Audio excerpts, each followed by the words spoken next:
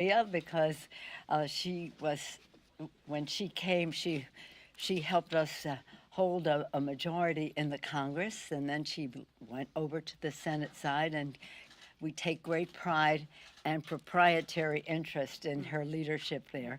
And of course, Chuck. Chuck. But Chuck has been here on a number of Wow. occasions. Chuck, the distinguished majority leader, has been here on a number of occasions, and we have taken pride in his service in the House as well. So in that spirit of friendship and respect for our values and our service in the Congress, welcome, welcome. I'm pleased to be here with Chairman Pallone, the chair of the Energy and Commerce Committee. And again, both of us pleased to be with the two senators, the leader and Senators, well, as the House and the Senate announce our plans to bring forward legislation to lower prices at the pump for the American people. The House and the Senate have been hard at work for weeks to address the burden. There's so many suggestions that people have, and we're starting down this path to address the rising gas prices. We call it the Putin price hike. And Putin has something to do with the war. Ukraine has something to do with supply and therefore cost. But there is an ongoing challenge to us that the American people understand very clearly, and that is that big oil has profiteered in this, has exploited the marketplace. This past year, what the report is, they've made over $200 billion in profits. You talked about that on the floor of the Senate yesterday. I'm sure you will hear today. But they are hoarding the windfall while keeping prices high for people at the pump. In this time of war, at any time, there's no excuse for big oil companies to profiteer, to price gouge, or exploit families. That is why Democrats are moving forward with forceful action that will stop and hold accountable oil and gas companies for profiteering and manipulating markets. This is a top priority for all of us. The House and Senate are putting together our bills, led by Mr. Pallone in the House and Chairwoman Cantwell in the Senate. We are confident that what we pass will be signed by the president, we think, and will be strong, tough, and effective. We are laser focused on lowering costs at the pump and across the board, not just at the pump. To that end, we're continuing our conversations to lower food prices. Yesterday, the Agriculture Committee held a hearing to hold meatpacking conglomerates accountable for unfair practices that hurt ranchers and push up prices. Here's the thing, there are many aspects to this, but the price of gas and the price of oil have an impact on the price of many other things, including the price of food. So lowering cost at the pump, lowering cost at the kitchen table, that's what Democrats are about. And again, we're going to be getting down this path with very serious legislation that is, for now, recognizing COVID and what that has done to supply, the Ukraine, what that has done to supply, but recognizing there is an ongoing exploitation and manipulation that is unfair to America's working families. And so as we address the current challenge, we want it to have benefits on the ongoing. With that, I'm very pleased to welcome the distinguished Majority Leader of the United States Senate, Chuck Schumer. Thank you, Speaker Pelosi, and it's always a pleasure to be back here at the House, since I'm so well remembered. And pleasure to be here, of course, with our great leader of the Commerce Committee, who's been has such brilliant insights into these issues of manipulation, Senator Cantwell, and my dear friend who I served in the House with and who's risen to great heights and done great things, Congressman Pallone. Now, This is Take Your Children to Work Day, and we have a veteran photographer with us who's been here before, right? Yeah. Back again. Well, thank you. Welcome. I heard my 3-year-old sing "Don't Fence Me In" on the video this morning, and he said, "I'm Gene Autry." You ever heard of him? No. Okay. All right. So, folks, Democrats are focused like a laser on developing and passing legislation to lower costs and improve Americans' daily lives. It is our top priority, and higher gas prices is the place where Americans feel it the most. We're pushing for legislation to lower the cost of putting food on the table, keep the cost of insulin affordable, help relieve supply chain crisis, increase competition through antitrust enforcement, all areas where Congress can take action to help the American people reduce prices. But passing legislation to fight higher gas prices at the pump is at the very top of our list. The American people didn't send us here to just point fingers of blame at each other. That seems to be what our colleagues on the other side of the aisle do. They don't have any constructive suggestions. They want us to get something done. So today we're outlining just some of the ways Democrats, House and Senate, coming together, can address the pain families are feeling at the pump. Americans know that Russia's unprovoked, vicious, nasty, bitter invasion of Ukraine has contributed to higher prices at the pump. They know that COVID-related supply issues have caused shortages at a time when demand has skyrocketed.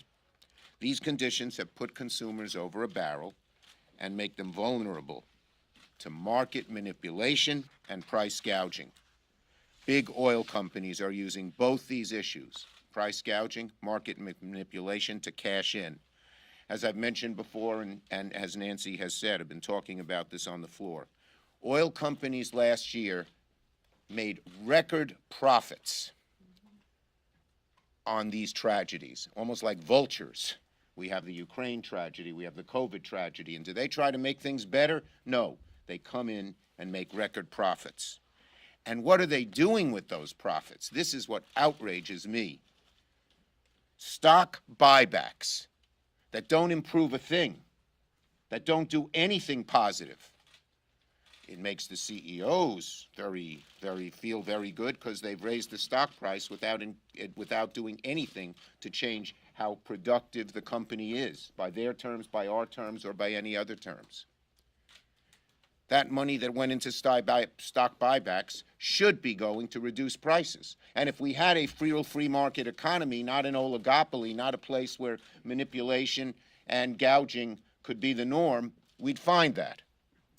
But that's why we need some real tough legislation. That's why we need some real oversight. The price is going up and up and up. And what are the big oil companies doing? They're not improving production to lower costs. They're not paying their employees more. They're not reducing prices to help our country. Instead, they're helping their CEOs and their biggest wealthy shareholders. It's outrageous. It's time for the FTC to roll up its sleeves and drill down on what's going on at the big oil companies. And very soon, the Senate will confirm Alvaro Bedoya and return the FTC to full strength. And we know from her testimony and her discussions with us that Chairman Khan wants to focus on this issue. We want to give her more tools in addition to the tools she has to do it.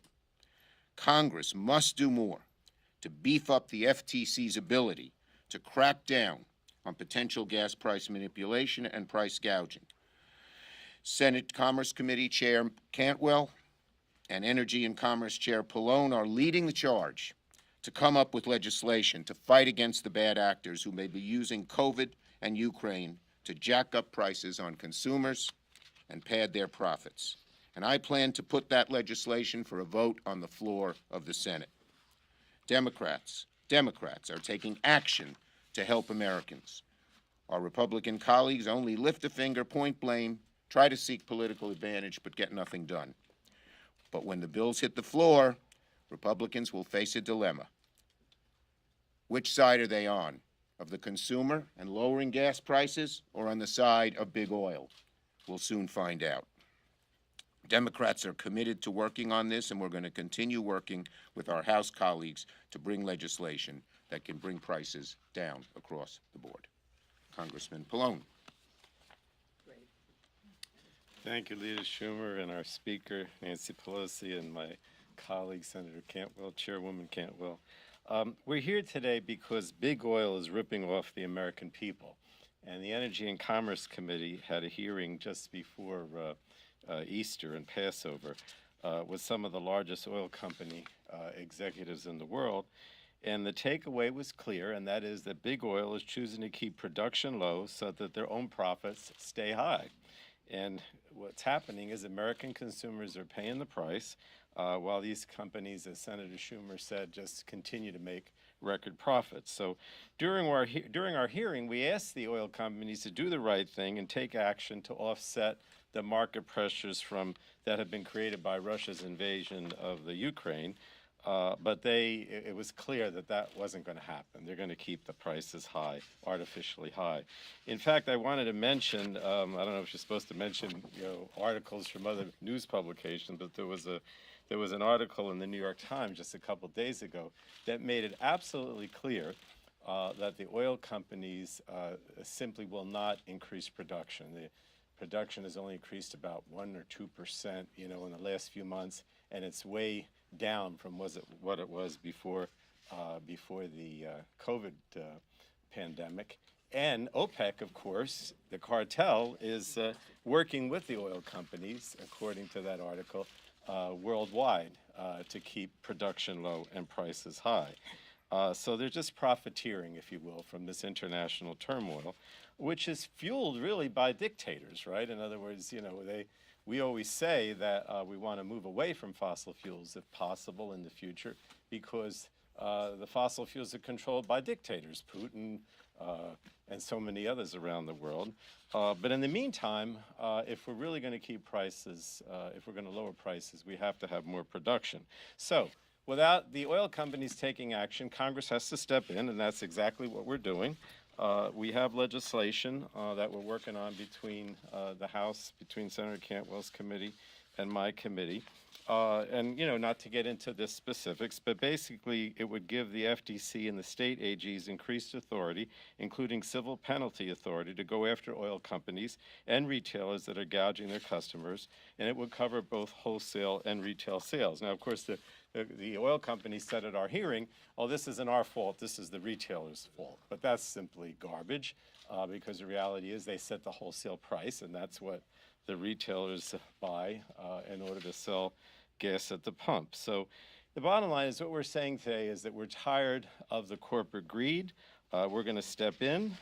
We're going to do what's right for the American consumers, and we're going to work together in the House and the Senate to accomplish this. And I have to go to a hearing appropriately with Senator Granholm of our Energy Subcommittee to talk about some of this. But I really appreciate the fact that a Democratic leadership is taking the initiative on this and working with our two committees.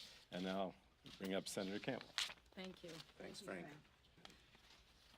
Well, thank you, Speaker Pelosi. It's great to be over here in the House, and thank you for your tremendous leadership. We're always admiring of it. It's great to be here with Leader Schumer, who has really had a keen focus on these price issues for some time now, and always appreciate his leadership, and Chairman Pallone, who we've been working with on so many issues, our R&D competitiveness, privacy, and now this issue. Elevated pump prices are driving inflation. They're wreaking havoc on American households and their budgets, and they're threatening our post-pandemic recovery and our global competitiveness.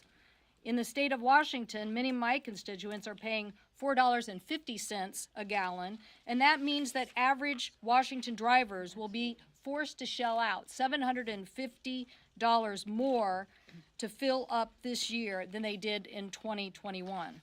It's even worse for West Coast truckers who are facing diesel costs as high as $6.60 a gallon, and that is driving up the price of every good that is delivered because of those transportation costs. According to a witness that testified before the Senate Commerce Committee, unwarranted pump prices are costing Californians $500 million, $500 million a month more than the previous month because of the high costs.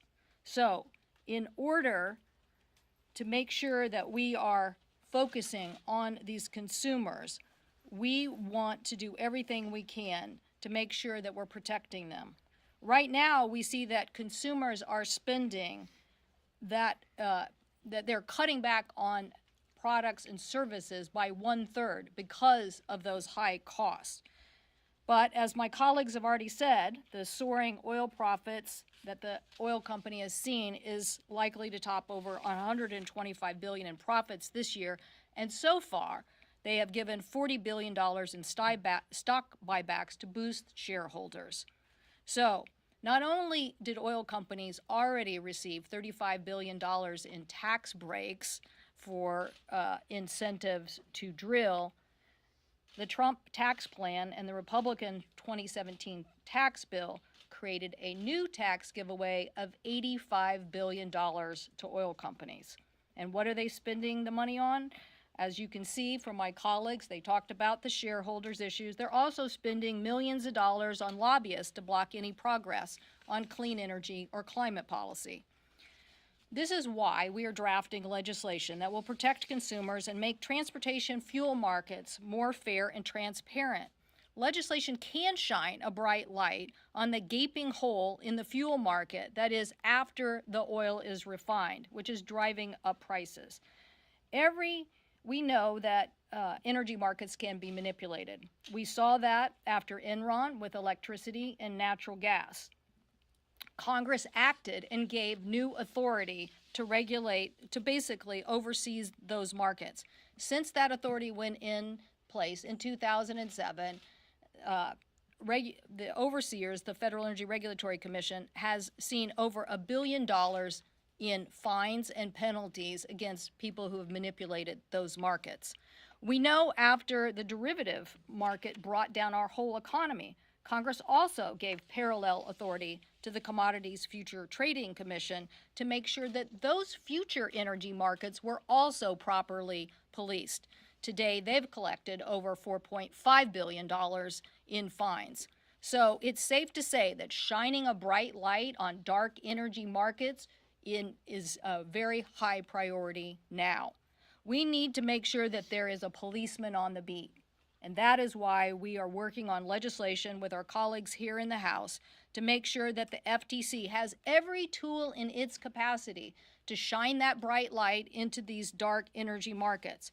They have some authority now, but they need more tools. They need the tools to follow the information just as FERC and CFTC have done. They need a dedicated team of experts to make sure that they're monitoring those markets and looking out for any suspicious behavior.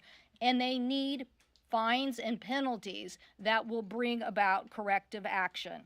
One of the witnesses at our Senate Commerce hearing just recently said on this issue, quote, "Transparency is the simplest and cheapest way to lower energy prices." So that's what we're going to be fighting for. So I thank Majority Leader Schumer, Speaker Pelosi, and Chairman Pallone for prioritizing this issue. It's time we move forward on this critical legislation. Thank you very much, Madam Chair. Mr. Leader, our distinguished guests have agreed to be available for questions on this subject. We'll start with that. Yes, ma'am. Madam Speaker, Leader, and Senator Cantwell, can you just tell us where things stand with respect to the federal gas tax holiday? Is this part of this legislative package? Are you planning to move forward with that? Where do things stand? What we're putting forth is what we talked about today. There is some interest, there had been some interest in the holiday. The pros of it are that it's good PR. You're asking about it. The cons are that there's no guarantee that the reduction in the federal tax, that would be passed on to the consumer. We have now evidence to think that the oil companies would pass that on to the consumer. At the same time, it has to be covered. We have to pay for it because the money would come out of the Highway Trust Fund, and we can't have that shortfall there, so we'd have to pay for it. So the question is it worth having to go get money to return to cover the shortfall in the trust fund in order to give a break to the big oil companies? If you ask the American people and all the survey data, what is causing the increase in gas prices? Number one is market manipulation and big oil not giving a break. That is what we're focusing on. Mr. Chairman? Yeah. The Senate Judiciary Committee is slated to mark up OPEC legislation that would allow the U.S. government to sue OPEC for manipulating energy prices. Is that something that you would bring to the floor in your effort to bring down? Well, I have to prices? see the Senate's, the Judiciary Committee's legislation. Obviously, OPEC is a problem, but the number one problem where we have the best effect, the quickest effect, and the most domestic, and the most focus is what we're talking about today. Gouging, manipulation. That's number one, and that's what we're focusing on today. Garrett? I think the other side of the aisle would say, like you think about what Chairman Pallone just said, so much of oil and gas is produced in authoritarian nations, places we can't control, it's unsafe circumstances. Why not encourage more domestic energy production as another solution Well, in your? here's the bottom line. They're not even using the money for domestic energy production. They're using it for stock buybacks. They're using it to make their shares go up. They're using it for other things. We wouldn't be here if the oil companies were using it to make the American consumer's price cheaper. They're not doing it. What's, the key issue here is why you need transparency and more enforcement. The tighter the markets, the tighter the supply, the more chances for manipulation. So when you have this condition, if you have a lot of supply, you don't have that problem. Now it's important to have a policeman on the beat. So our colleagues need to answer the question, are they for transparency or are they not? Yeah. The bottom line is if you look at what we're doing here, we're shining a light. Bye-bye, Maria. They're busy. They're committee chairman. We can hang around. We're doing two things. We're shining a spotlight. We're picking up the hood and shining a spotlight on how these corporations price and function. And then we're giving the authorities, the FTC and others, the tools to fix what was wrong once they found it. Plain and simple. And that is the number one issue facing the high price in oil company. And you ask the public, they agree. They say COVID and price gouging. Yes. Madam Speaker, Mr. Leader, everyone knows this is a factor in gas prices, but the Energy Department itself said this is a fraction, the area you're talking about, that determines gas prices. How much do you think this could end up saving consumers, and how long would this take? $200 billion in profits last year, $40 billion in buybacks. It's really, my calculations have it more. If all that went to the consumer, that'd be a lot of money. But how much and when? And let me Well, just that's why say we're this. passing This this is about legislation. making change for now and for the future.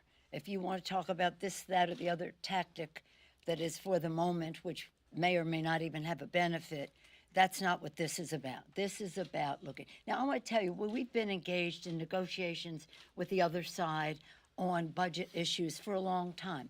And when we were trying to find $200 billion for a budget agreement when President Obama was president, I said in the meeting at the White House, why don't we take $38 billion? Why don't we take the $38 billion that are there as an incentive to drill when the companies were making hundreds of billions of dollars in profits? I'm not talking gross, I'm talking net. They're making hundreds of billions of dollars in profit. They do not need an incentive to drill from the taxpayer. $38 billion. And you know what the Republican response was? Hold on to your hat that you don't have on. They said, why would we take $38 billion from the oil companies when we can just cut Pell Grants to that extent? It's a difference of values.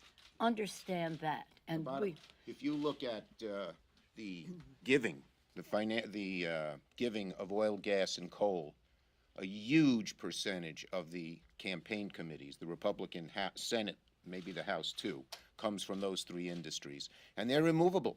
We asked our Republican colleagues in the Senate a few years ago, do you believe global warming is real? Do you believe it's caused by human activity? Do you believe Congress should do something about it? Only 5 or 6 would say yes. yeah, and by the way, one of the things they were trying to do with this was to undo the initiatives that we want to put forth to save the planet from the climate crisis. And so what? You want to reverse that?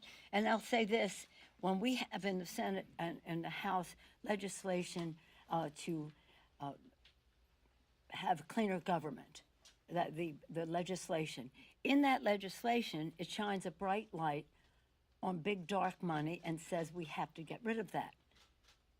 The one thing that the Republicans care the most about. We're talking about voter suppression. We're talking about nullification of elections. We're talking about empowering the grassroots. We're talking about commission redistricting, taking away partisan redistricting. The one thing they worry about most is that their big gun money, their dark gun money, their dark fossil fuel money, their gun pharmaceutical money, their dark all of that would be affected by that legislation. So there is a direct connection between this money and public policy and the air that our children breathe and the price that their families pay at the pump, which, as Senator Cantwell said, Madam Chair said, it has an impact on the cost of everything else as well. Okay, Bye, thank you. everybody. Thank you, Mr. Leader. Given the fact that you have said, or Schumer has said, that some of the Republicans are immovable on these issues. There are what? Are immovable on these issues. Yeah. How do you expect to actually pass this legislation, and how does this fit? We got public opinion. How many times have you heard me say, Lincoln said, public sentiment is everything. With it, you can do almost anything. Without it, practically nothing. The American people know. Here we have a necessity. The necessity to travel, to go to work, to take kids to school, to bring people to their medical, to meet their medical, whatever it is, it's a necessity to have access to transportation. And what do? Have an exploitation of the work of the consumer, who definitely has the need, doesn't have many other choices, and will hope that the American people weigh in, because we see this so clearly. And I'm on constant Zooms around the country, or visits to the extent possible of COVID around the country. People want to know why we are not doing something about the exploitation of big oil in terms of its impact on America's working families. I'm very excited about this possibility. So let's see how the public weighs in. And let's hope that our Republican colleagues, enough of them, will come down on the side of their constituents and the consumers instead of big oil. Madam Speaker, it's been almost 100 days since you came out in favor of staffer unions. I'm talking about this subject now. Do we have any further questions about this? Yes, Chad. Do you think that the public is blaming Democrats, or will continue No, to blame Democrats? I don't think the public is blaming Democrats. I think they're blaming the oil companies. They will blame all of us if we don't do something about the fossil fuel But industry. they won't take that out on your side on the midterms, even if you pass this bill and prices don't get back. No, to I the don't think, perception is why that would they- we say that? I don't think what you're saying is making very much sense, frankly. I mean, in all fairness, we're friends. Candor is part of our friendship. The Republicans are standing in the way. The Republicans are standing in the, if, let's hope they don't, if the Republicans stand in the way of us freeing the consumer of the stranglehold of big oil, you think they're going to blame that on the Democrats? You think that? You think that? Okay. Yes, sir. What is your time frame for moving this legislation? Well, And the will Senate you is leave ready. anything Yeah. behind? Yeah, the Senate is very much, pretty much done. Congress, Madam Chair, on the manipulation piece of it, that's pretty ready. Ours has a little more to be done in the course of the next week. We have a committee work week next week, and we would hope to have all this done What might pretty that- soon. Would it be beyond the market manipulation? Excuse me? Would it be beyond the market manipulation piece? Would you have provisions in there that would go beyond the market manipulation language? We have the market manipulation bill, and then we will have the Pallone bill, which will have other aspects of the exploitation of the worker in that. And they're pretty much done, but again, they want to see where the Senate was on there, so that we could be in complementary to all of that. So again, it's price gouging is something that people feel very exploited by. And we don't want this to be we want it to be as constructive as possible and just set the record straight. We have to transform how people are respected and how how we respect the workforce that is there in our oil industry and fossil fuel industry. We're not saying that they're doing anything wrong, but we do think that the management of those companies is, anecdotally, people hear these investment calls and they hear them say why they think they're going to have big profits. It isn't that they're going to have big profits because they're being fair to the consumer. It's because they are not going to be fair to the. And there are a lot of consumers and some money from a lot of people make big profits for them to do their buyback, corporate increase in corporate pay and the rest of that.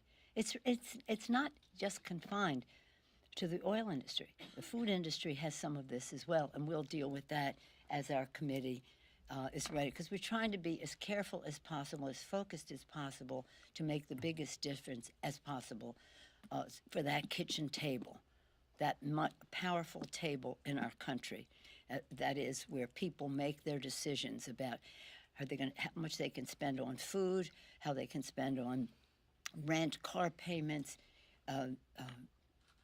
credit card bills, the education of their children, their own retirement, and the rest.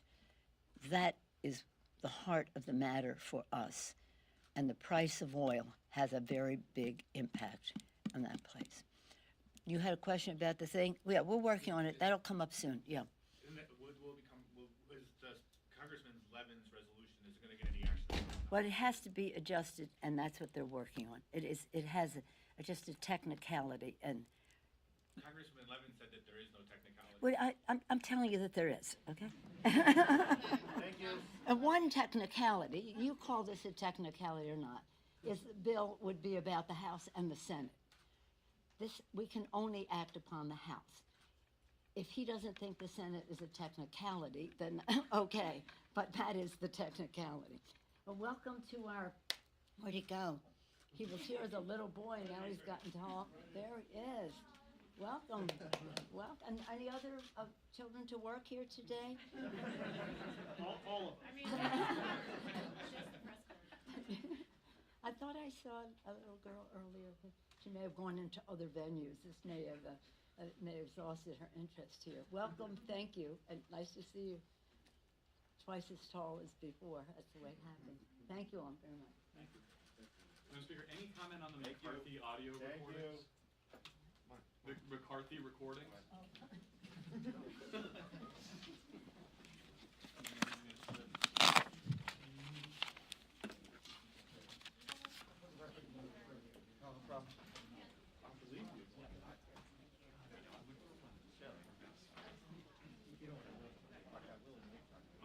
Believe you me.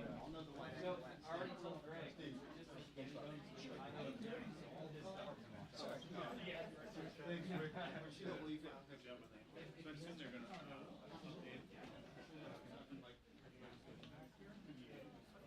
Oh, we can go now?